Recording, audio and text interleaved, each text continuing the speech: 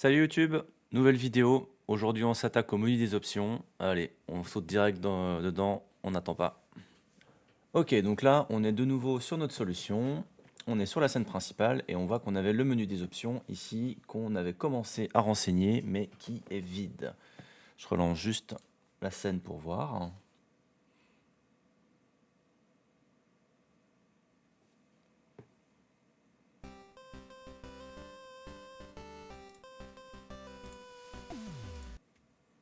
Ok, donc on a bien notre menu des options qui se lance quand on clique sur le bouton des options. Seulement pour l'instant, il est vide et on va s'amuser à le renseigner. Du coup, je vais dans ma hiérarchie, je clique sur le menu des options, je déroule. Hop, je désactive le scene loader pour qu'on y voit un peu plus clair et j'active le menu des options. Ok, super.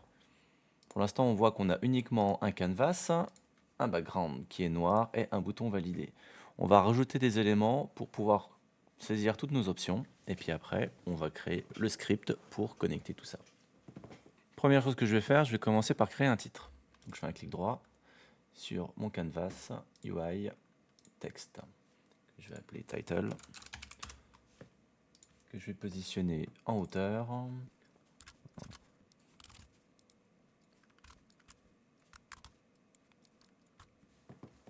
Ensuite, pour la suite, je vais créer un GameObject que je vais appeler le corps de mon menu et dans lequel je vais insérer ensuite toutes mes options. Donc, dans mon canvas, je fais clic droit et je crée un empty. Alors pour cet objet, je vais choisir l'option avec les encres. Je vais le faire partir du bas de .2 et jusqu'en haut en .85. Voilà, donc là on voit la zone qui va être occupée et quand notre canvas il va se redimensionner pour suivre l'écran du joueur, on va conserver cette zone là où on va mettre tous nos objets qui vont être les options que va pouvoir choisir le joueur.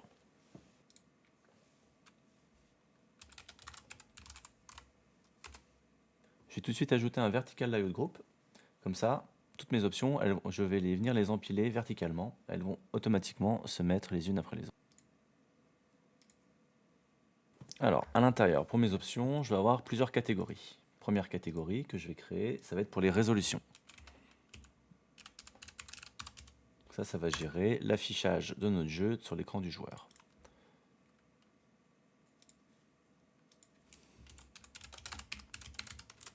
Deuxième catégorie, ça va être le slider de la musique, qui va nous permettre de régler le volume de la musique. Ensuite, on va avoir le slider des sons, slider pour les effets sonores. Les langues, pour que le joueur puisse changer la langue de son jeu.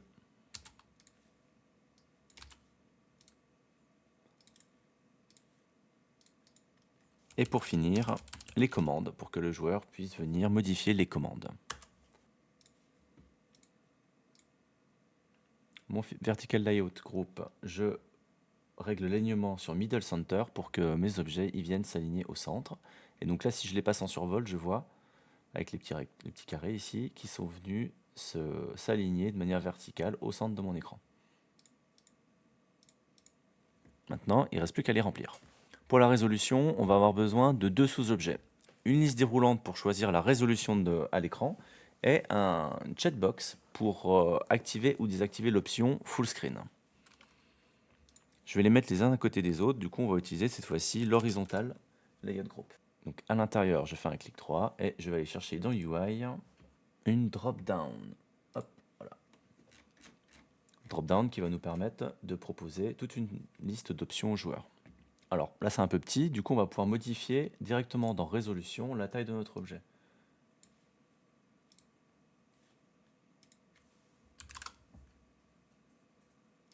Donc moi j'ai choisi 450 par 100, ce qui va me permettre de pouvoir aussi légèrement augmenter la taille de ma drop-down.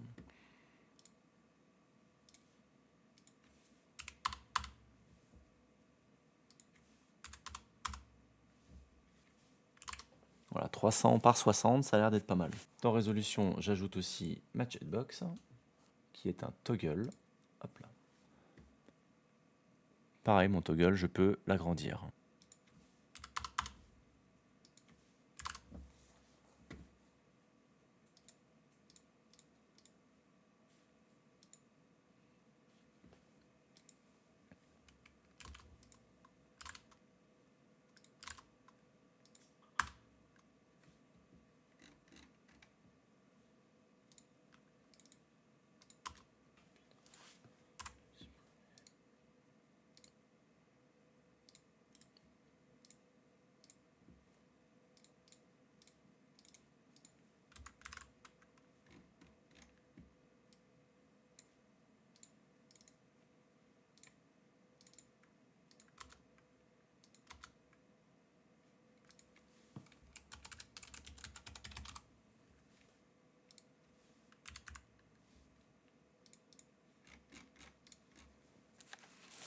Ok, donc j'ai plutôt supprimé le label pour remettre une nouvelle TMP texte. Comme ça au moins on est bien. Et donc vous le mettez sur la droite du composant checkmark. Ensuite, on va faire le slider pour la musique. Donc cette fois-ci, pareil, j'agrandis mon slider. Là, je vais mettre 650 parce que le slider un peu plus 800. Parce que le slider, ça va prendre un peu de place.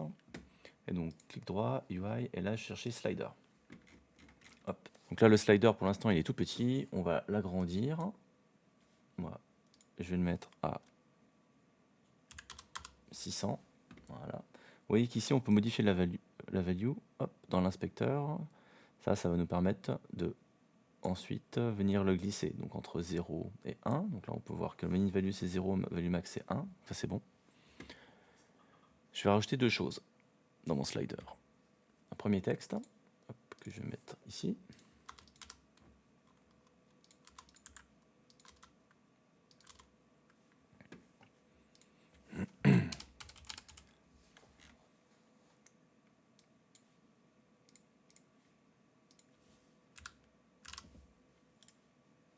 Et un autre texte hop, que je vais mettre de l'autre côté.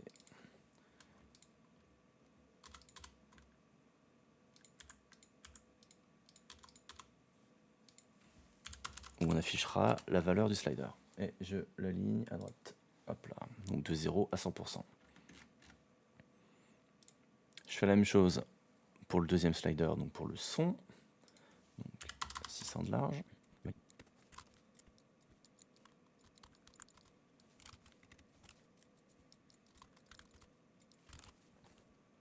Ok, donc là on voit qu'on a pris déjà pas mal de place, donc je vais un petit peu redimensionner tout ça.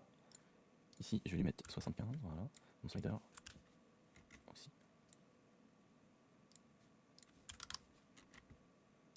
Ensuite, on passe aux langues.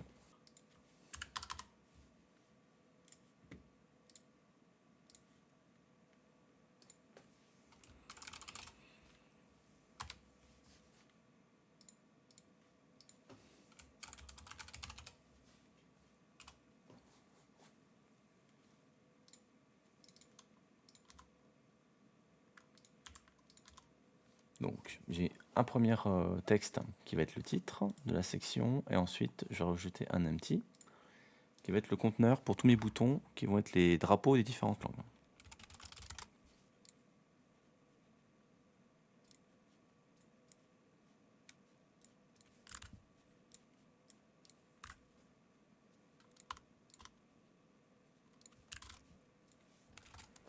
J'ajoute un horizontal layer group que je centre, et à l'intérieur, je crée un bouton. Hop, bouton que je mets de taille 50 par 50. J'enlève le texte à l'intérieur, et ce bouton-là, ça sera un de mes boutons d'image.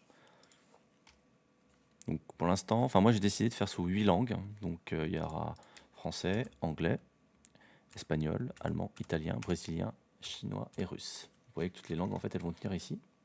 Et quand je vais cliquer sur chacun de ces boutons, ça va activer une langue. Donc là, je vais en garder qu'un. Hop. À l'intérieur, je vais rajouter une image.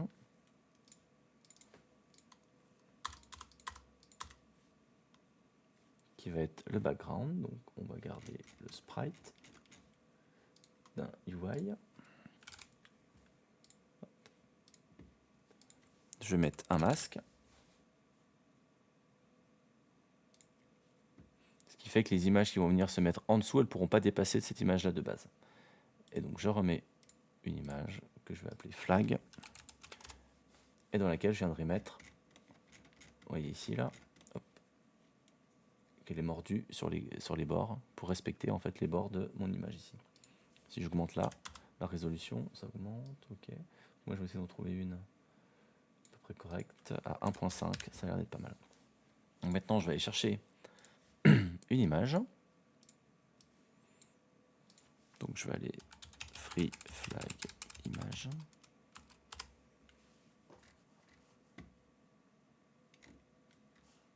Alors, on peut accéder au premier, et je vais chercher la France.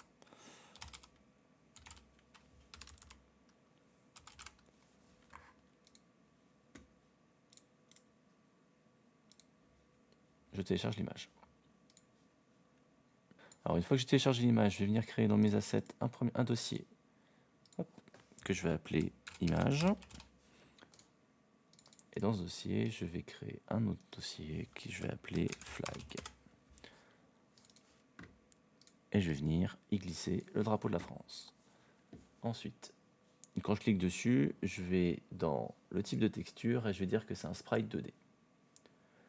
Sprite mode, je vais dire qu'il est single, c'est-à-dire qu'il y a un seul sprite dans toute ma texture, et j'applique. Ce qui fait que maintenant, dans flag, je vais pouvoir venir le glisser. Hop. Et on a un drapeau de la France. Alors, on va très certainement devoir un petit peu le redimensionner, parce que les drapeaux, ils sont un peu plus larges que haut. Donc mon bouton, je vais venir réduire légèrement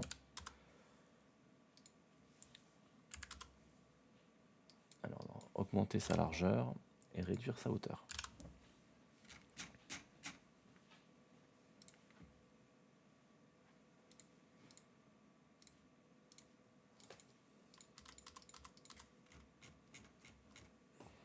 Je l'étire, hop, et voilà. Donc là j'ai un bouton. Alors du coup on va quand même venir rajouter les habituels outline et shadow.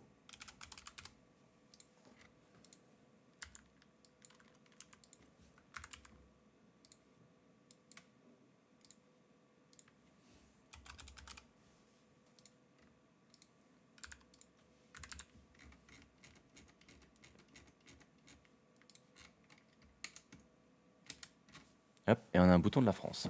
Donc je le renomme bouton FR. Et je fais la même chose pour tous les pays.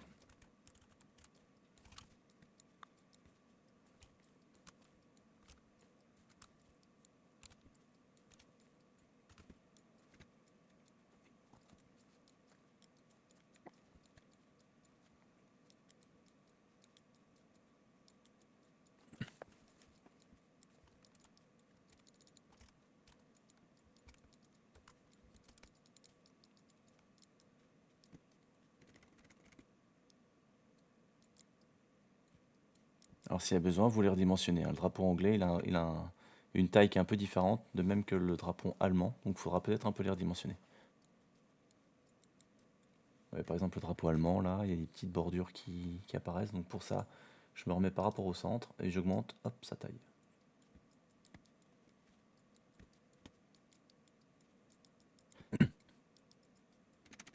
Ok, donc là, hop, je l'ai fait, j'ai tous mes drapeaux. Maintenant, on va passer aux commandes.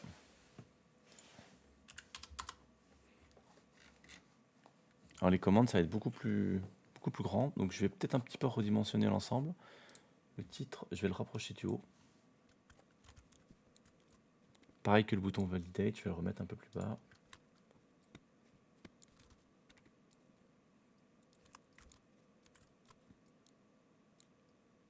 Donc je redimensionne un petit peu les différents éléments pour faire de la place pour la commande.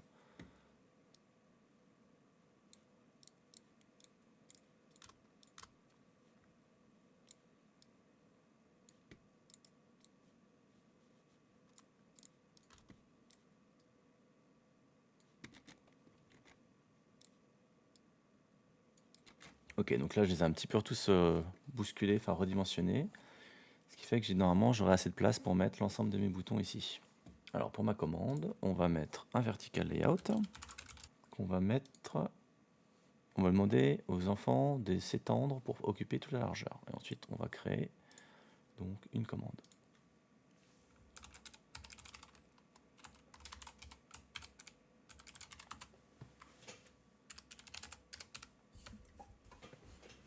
Par exemple ici j'ai créé le binding move up. Alors un binding il va être composé d'un texte sur la partie gauche qui va être le label, donc qui va nous permettre d'afficher quelle commande on veut paramétrer. Donc par exemple ici c'est la commande pour se diriger vers le haut.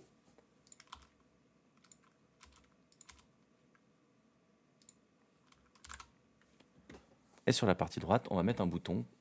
Ce bouton, quand on va cliquer dessus, ça va permettre aux joueurs de choisir un nouveau binding, donc une nouvelle touche à associer à cette commande.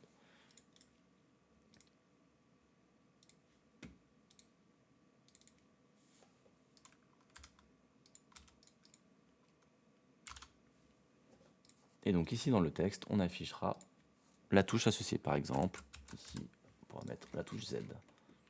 Et je le fais pour toutes les commandes. Alors, dans notre jeu, on aura les 4 directions, donc en haut, en bas, à gauche, à droite, un bouton pour faire tourner un bâtiment, pour pouvoir le placer, et un bouton pour pouvoir mettre le jeu en pause.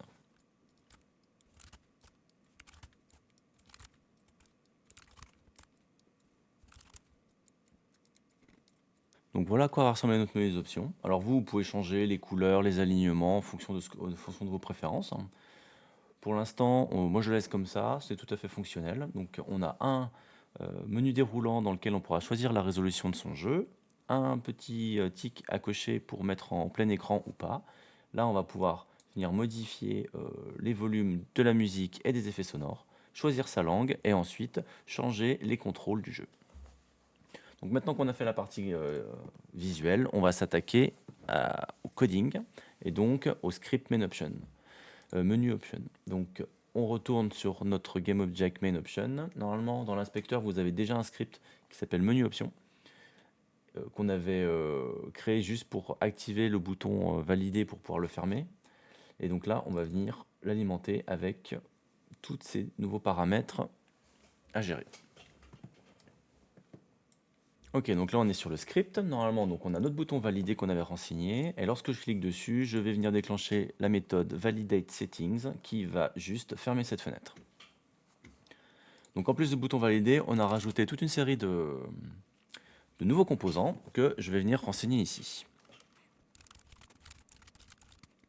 Alors évidemment, il va falloir qu'on rajoute les using nécessaires à tous nos nouveaux composants qui sont un peu spécifiques, ou alors juste bien les écrire. Donc là, on a rajouté le TMP Pro pour tout ce qui était lié au texte.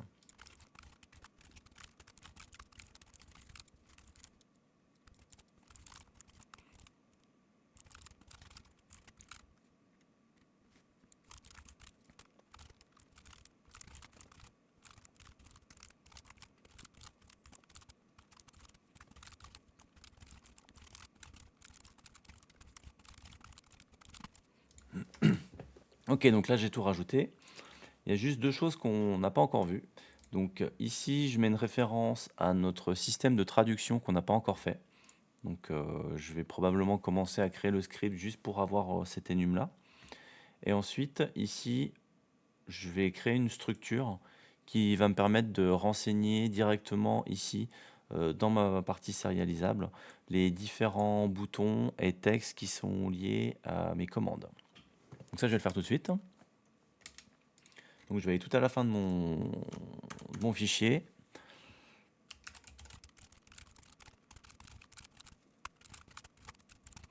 Alors ici, vous avez une référence à input handler. Donc ça, c'est un script qu'on n'a pas encore écrit, mais qui va nous permettre... enfin, le input handler, c'est le script qui va être responsable de catcher les clics et les inputs saisis par le joueur. Donc lorsqu'on va venir modifier une commande, il va falloir qu'on mette à jour aussi ce input handler pour modifier le binding. C'est pour ça que là j'ai mis ça comme ça. On le fera dans une prochaine vidéo. Pour l'instant, je le mets ici pour pas l'oublier. Alors, comme on vient de le voir, ici, pour gérer, pour compléter le menu des options, on va avoir besoin d'un manager de traduction et d'un manager d'input. Donc je vais vite fait les créer. On va pas les remplir, mais on va juste mettre les enums dont on a besoin pour compléter le menu des options. Donc je crée un empty que j'appelle traduction manager. Et j'en crée un autre que j'appelle input handler. Dans mon traduction manager, je vais créer un script que je vais appeler localization manager, qui lui va être en charge de mettre à jour les traductions dans mon jeu. Et dans mon input handler, je crée un script qui s'appelle input handler. Donc ces scripts, ils apparaissent dans Asset et je vais les ranger dans Générique.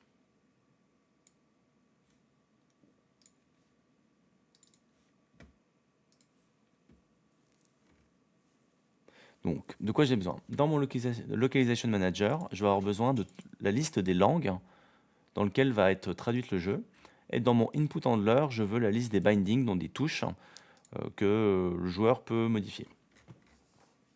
Donc ici, dans Localization Manager, je vais créer un enum.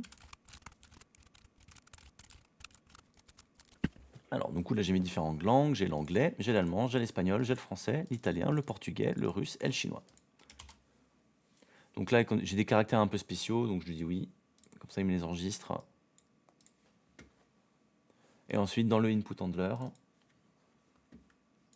je fais la même chose, mais avec cette fois-ci les bindings.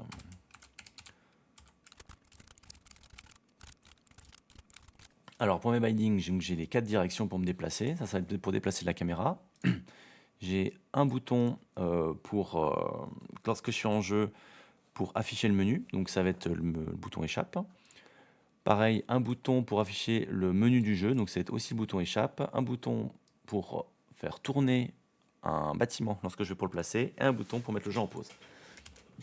Donc là, si je reviens au menu de mes options, normalement, j'ai tout qui est bon. Voilà.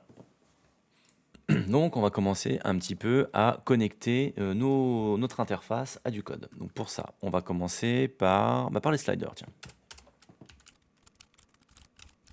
Donc là, on va devoir déclarer une nouvelle méthode pour modifier la valeur des effets. Donc là, c'est un peu ce qu'on avait fait déjà dans les autres scripts. Donc c'est, je prends mon slider de son et de musique. Lorsque la valeur va changer, donc lorsque je vais déplacer le slider, j'ajoute un listener et ce listener, ça va être de déclencher la méthode setSoundEffect ou setMusic. Donc là, je peux me mettre dessus et générer les méthodes. Alors, setMusic, on va réutiliser l'audio manager qu'on avait fait dans la dernière vidéo. Donc j'y accède.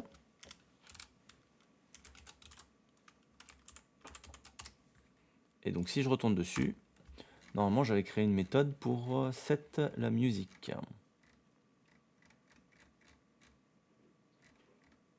Voilà, set music. Donc je vais l'appeler.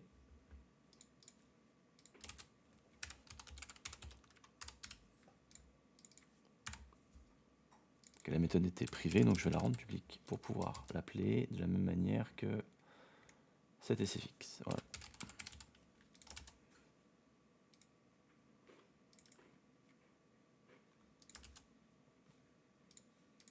Et donc, une fois que j'ai modifié la valeur de la musique, je vais aussi modifier le pourcentage qui est affiché. Là, si je baisse, vous voyez qu'ici on affiche le pourcentage de la musique, donc il faut que je le mette à jour à chaque fois que je vais venir modifier la valeur.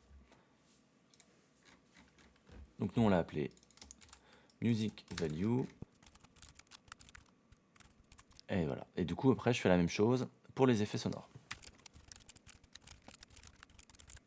Super, donc là déjà on a notre premier script qui permet de modifier le volume en fonction du slider. Donc je vais retourner ici et je vais prendre mon menu options, je vais glisser les sliders et on va voir si ça fonctionne.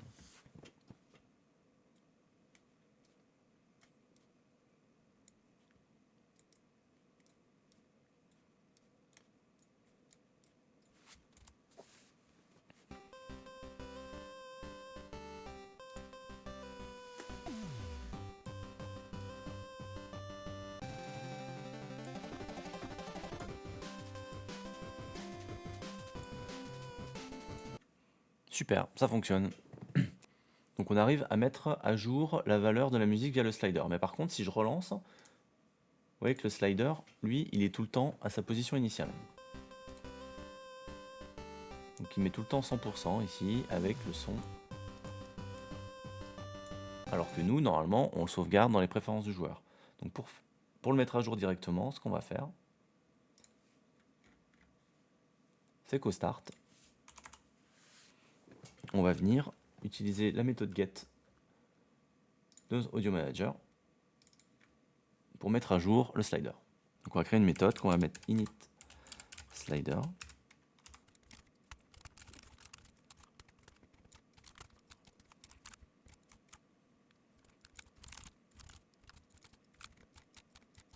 Ok, donc on va tester. Donc maintenant, je suis là, je lance le jeu.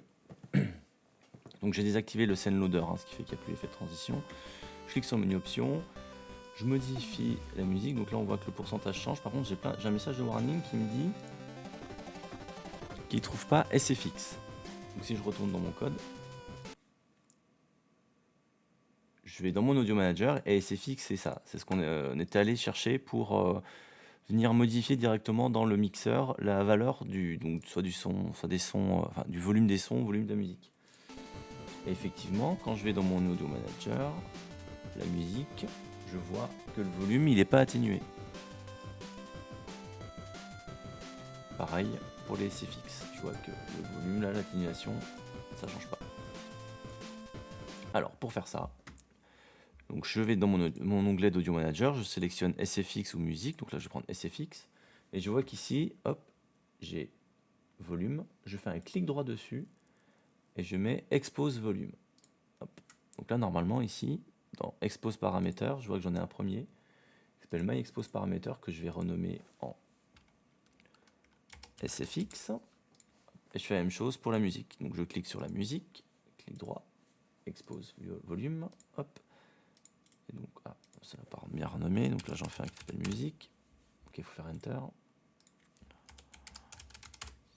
Et celui-là, hop, je le renomme en SFX. Entrée. Et maintenant, si je relance,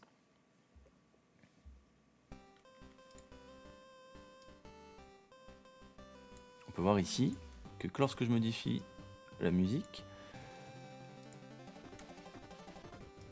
je modifie pas le bon. Hop, là c'est inversé. Ok, donc il faut juste que j'inverse. Ah oui, effectivement, j'ai inversé ici. Donc dans cette musique, je modifie SFX. Et dans cette SFX, je modifie musique. Ok.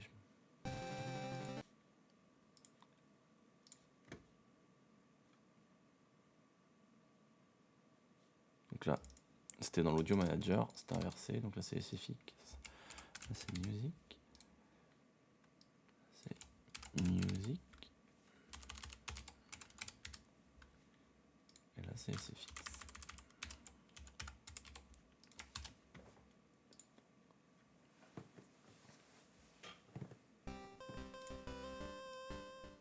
Et donc là, c'est bon. Donc quand je modifie la musique, on voit que à 0, je suis à moins 80 décibels.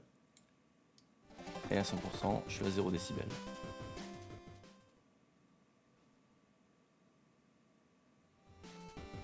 De même pour le son. Okay. Donc là, le son est bon. Hop, donc au début, j'initialise mes sliders à partir de ce qui a été sauvegardé dans la préférence du joueur. Et lorsque je modifie la valeur du slider, je vais venir modifier directement dans mon audio manager la valeur du son. Ok, maintenant on va s'attaquer à la résolution. Donc je vais créer une méthode que je vais appeler init résolution et on va venir faire à l'intérieur tout le code qui est lié aux résolutions du jeu. Alors pour les résolutions, c'est un peu différent. Donc déjà, première chose qu'on va faire, c'est qu'on va venir récupérer la résolution de l'écran du joueur. Et ces résolutions, on va venir les stocker dans un tableau. Donc là, j'ai un tableau qui contient toutes les résolutions qui sont compatibles avec l'écran du joueur, ce qui est plutôt pratique. Unity nous met à disposition directement une classe, Screen, qui nous permet d'avoir toutes ces résolutions-là. Ensuite, notre drop-down, on va venir la vider. Donc là, vous voyez qu'il y avait option 1, 2, 3. On va venir complètement la vider. Et ensuite, le but, ça va être de venir la remplir avec l'ensemble des résolutions compatibles pour l'écran du joueur.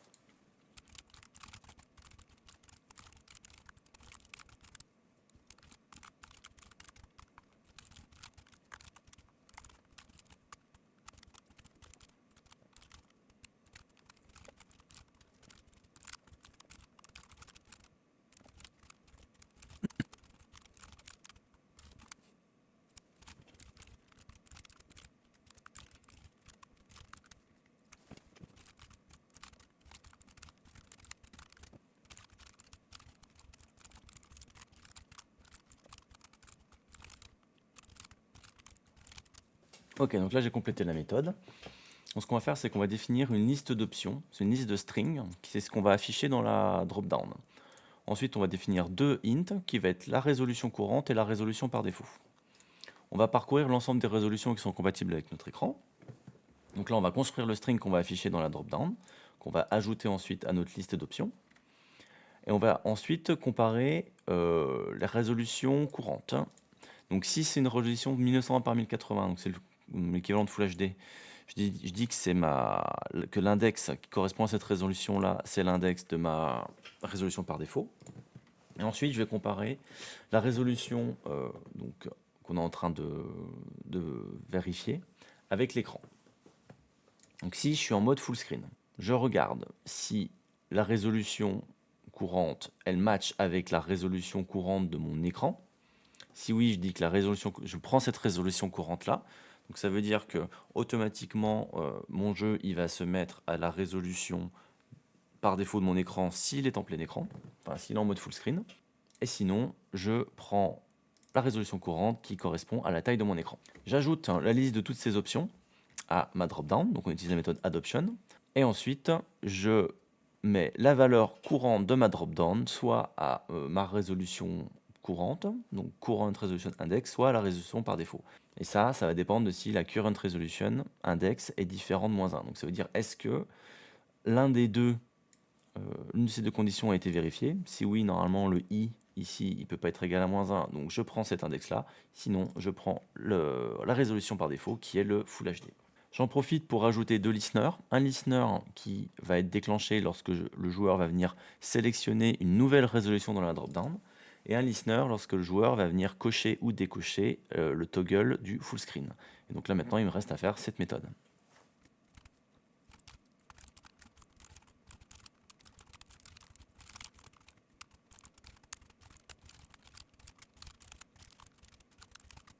Voilà, donc dans cette méthode apply resolution, donc je lui passe en paramètre une value qui est donc l'index de la résolution dans ma liste, enfin dans mon tableau plutôt, ici. Un booléen qui est pour savoir si je suis en full screen ou pas. Par défaut, je dis que je suis en full screen égale true. Donc je regarde si l'index il est bien dans le range de mon tableau. Et si oui, je récupère la résolution et je la mets, je l'applique à mon écran. Ok, donc là, on est bon pour les résolutions. Maintenant, on va faire les boutons pour les langues. Alors déjà, on va vérifier que le nombre de boutons correspond au nombre de langues qu'on a défini dans notre traducteur.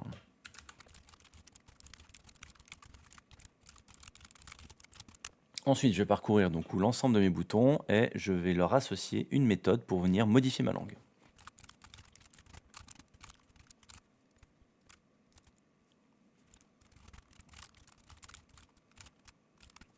Alors là, j'ai pas encore la méthode pour venir modifier la langue, mais en gros, on a déjà prévu le coup. Donc ici, cette méthode, elle consistera à venir modifier la langue du jeu. Donc là, pour l'instant, hop, je la mets en commentaire avec un petit tout doux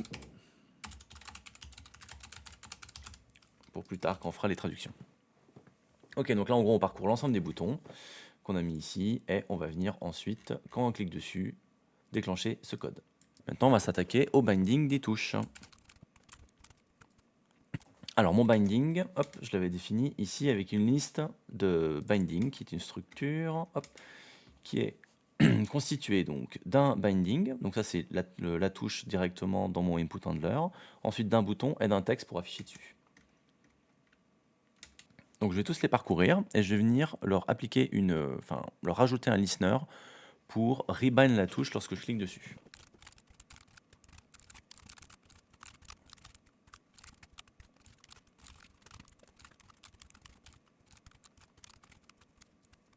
Voilà, et du coup maintenant on va créer cette méthode qui va nous permettre de rebind.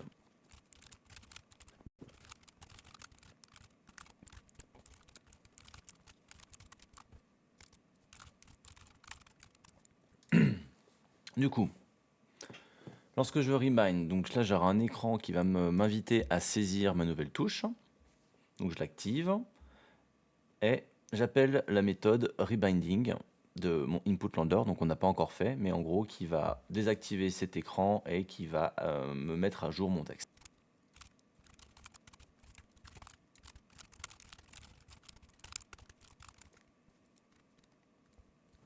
Voilà, maintenant le seul truc qui nous reste à faire, c'est que du coup, dans le init binding, il va falloir que j'initialise aussi le binding courant. Avant de même de pouvoir rebind, il faut que j'affiche quel est le binding en cours.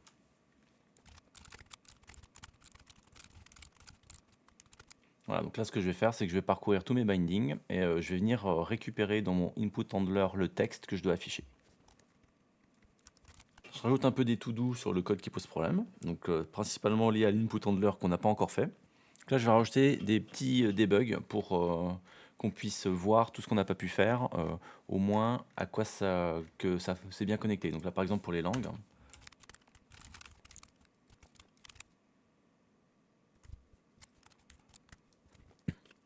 Et ensuite, on va venir assigner tout ça. Donc dans mes langues, j'en ai 8.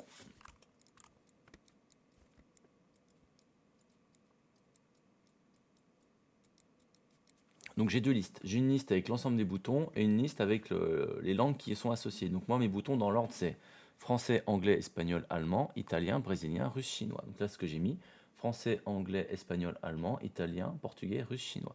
Et maintenant, je vais devoir associer les différents boutons. Donc les boutons, on les a mis dans l'angle. Là, j'active le petit cadenas pour pas que ça me modifie, enfin, ça me bascule l'inspecteur. Et du coup, bouton France, brésilien, russe, chinois. Ok, donc là c'est pour mes boutons. Maintenant pour mes commandes, donc j'en ai 1, 2, 3, 4, 5, 6, donc j'ai 6 commandes. Voilà, hop, pouf. Et pour chacune de ces commandes, je vais devoir lui donner un binding qui correspond, un bouton et le texte. Donc j'ouvre mes commandes, donc là j'ai le premier binding, un bouton, on est sur le binding move up et le texte. Ensuite on fait move down, donc move down, hop. Alors le texte ici, c'est pas celui que vous avez là, c'est celui qui a sur le bouton, qui va nous permettre d'afficher le binding en cours. On fait directement le rotate. Voilà, je vais en profiter tout de suite pour ajouter la résolution drop-down que j'avais pas mis. Donc dans résolution drop-down, ici, le toggle du full screen et modifier également les textes, enfin les labels liés aux commandes. Donc ici le label c'était move up.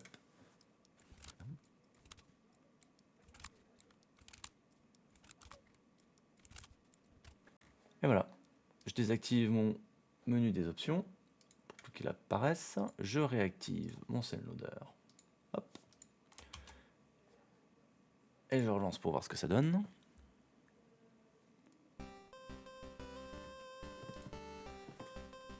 Donc là, si je clique sur ma drop-down, je vois que j'ai toutes les résolutions qui sont compatibles avec mon écran.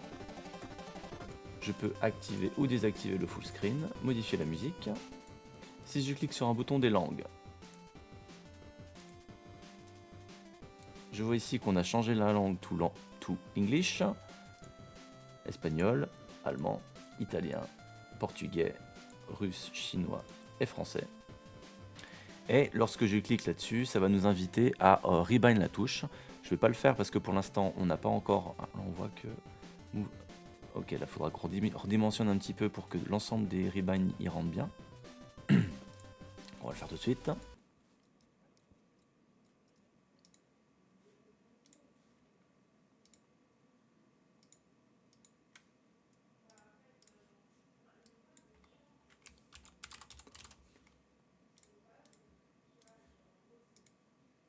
On voit que le problème, c'est pause. En fait, c'est le label. Ici, il y a move pause. En fait, c'est juste pause. Voilà. Ok, donc c'était pas rien de bien méchant. Et donc, hop là. Donc dans la prochaine vidéo, on va probablement devoir s'occuper du input handler pour pouvoir terminer le menu des options avec le rebind des touches. On fera par la suite du coup le système de traduction pour aussi pouvoir brancher les boutons. Et après, ben, on sera bon, on pourra directement attaquer le jeu. Ok YouTube, bon, aujourd'hui un peu plus compliqué. On a fait le menu des options, on n'a pas encore tout à fait pu le terminer parce qu'il va nous falloir les deux derniers scripts, le input handler et le manager de traduction. On fait ça dans une prochaine vidéo. Oublie pas de t'abonner, liker, partager, pardon, commenter si tu as des questions aussi. Je passe souvent dans les commentaires pour répondre, donc si jamais tu as des questions, ben, hésite pas. Et puis je te dis à bientôt dans une prochaine vidéo. Salut!